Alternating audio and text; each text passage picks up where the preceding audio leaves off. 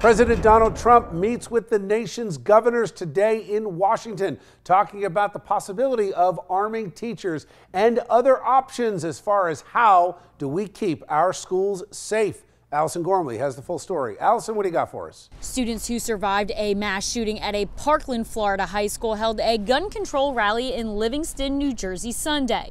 Students and community advocates met with U.S. Senator Robert Menendez at Temple Benai Abraham. The rally is in response to the Valentine's Day shooting that left 17 students and teachers dead. We will fight to make sure that never again actually becomes a reality. Never again do we want students like David and Ryan and Matthew to witness their best friends and beloved teachers murdered with weapons of war. The event was organized by the Jewish Federation of Greater Metro West and Moms Demand Action. According to Menendez's spokesperson, the event attracted more than 2,000 parents, students, and educators.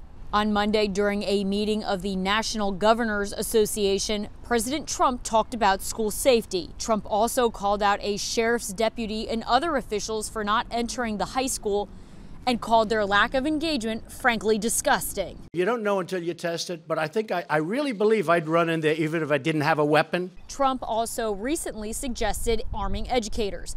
In an interview with NBC News, the president's daughter, Ivanka Trump, said she did not fully advocate the idea like her father, however, said it was an idea that needed to be discussed.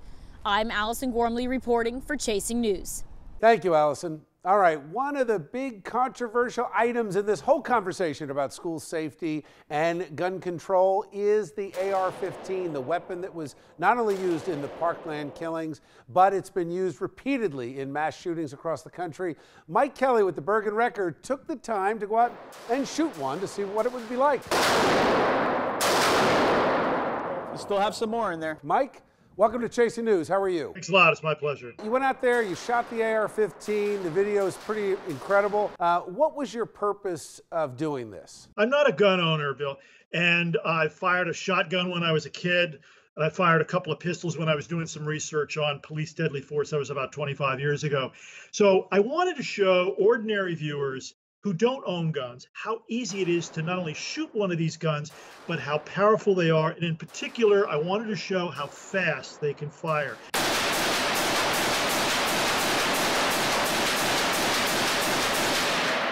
I mean, we all talk about semi-automatic guns as opposed to machine guns. These guns can fire very fast.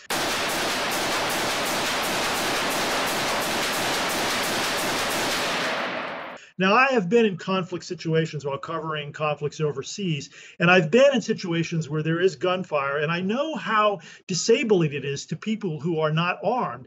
And so I can only imagine how these kids in the school felt when this guy shows up and just starts firing at a rapid pace. And I wanted to kind of... So a gun like this, you know, the AR-15 is actually the basis, that bottom stock is the basis for a lot of hunting rifles. So you've got a lot of people out there that are using similar style weapons that don't have that kind of capability. I think that military style weapons should be banned. Bill, I got to correct you on something. These are not traditional hunting weapons. These are equipped with military technology, pistol grips, for example, adjustable stocks, although here in New Jersey, you can't adjust the stock. Can't buy it in Jersey, right. Okay.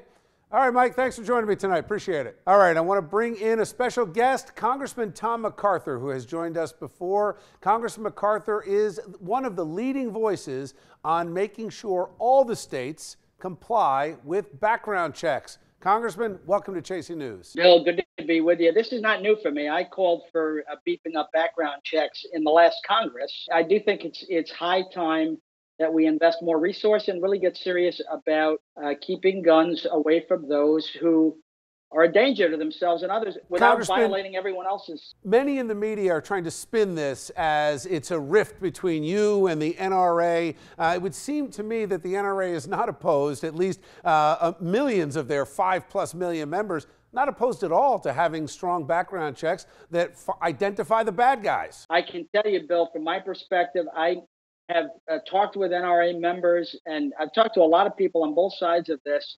Who doesn't want to keep guns away from those that are a danger to themselves and others?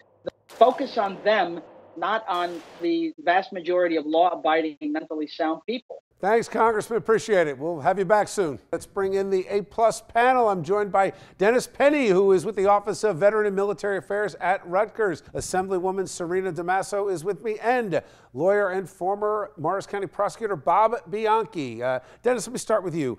You saw that video earlier of a reporter firing an AR-15.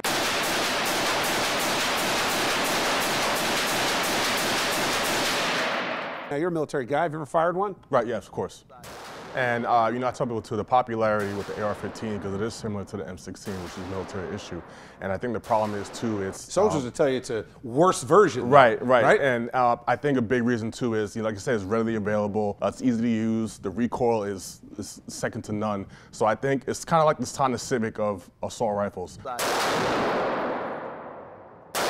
They're all around, everyone has access to it, and it's really easy to use. So to that point, they're all around. You got, as they estimate, 300 to 500 million weapons in the country. Do you ban the AR-15? Me personally, I don't think civilians should have military-grade weapons anyway. Those are weapons of war, so usually they're used to kill in mass quantities.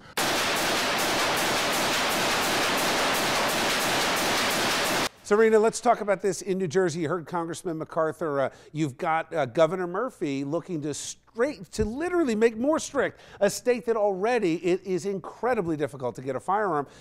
Why, and as a member of the Assembly, is that something you're prepared to vote against? I think I am. I like to hear what he's actually proposing because we do have the third strictest gun laws in the United States.